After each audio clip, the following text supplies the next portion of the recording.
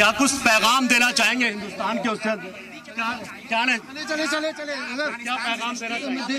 Please हम तो ये कोशिश करेंगे कि रिश्ते और भी बेहतर हो जाए और ये आना जाना ज़्यादा होता है तो उम्मीद है कि हालात और भी बेहतर हो जाए, क्योंकि हम एक खिते के ममालिक हैं और एक दूसरे के साथ सकाफती और तिजारती और डिप्लोमेटिक रवाबित है, उसको मजबूत करना चाहिए। तो हमारा आने का मकसद भी ये था कि यहाँ लोगों के साथ, यहाँ मदारिस दारुल देवबंद के साथ और हुकूमत के साथ और सब सियासियों के साथ, तजार लोगों के साथ बैठकर और बात करें।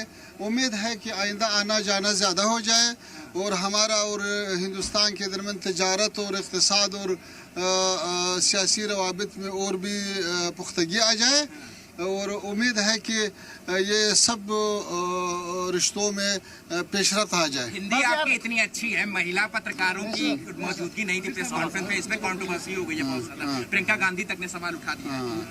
अच्छा, बात यह है कि हम लोग सब यही खिते के रहने वाले लोग हैं, एक दूसरे के ज़बान याद करना एक तो ज़रूरत है और हम इस पर खुश है कि कुछ न कुछ बोल सकता हूँ। लोगों की मौजूदगी नहीं थी आपकी प्रेस कॉन्फ्रेंस में। वो बहुत हो गया, हमने उसको बंद नहीं किया। ये सिलसिला आगे भी जारी रहेगा सर, ये सिलसिला आगे भी जारी रहेगा।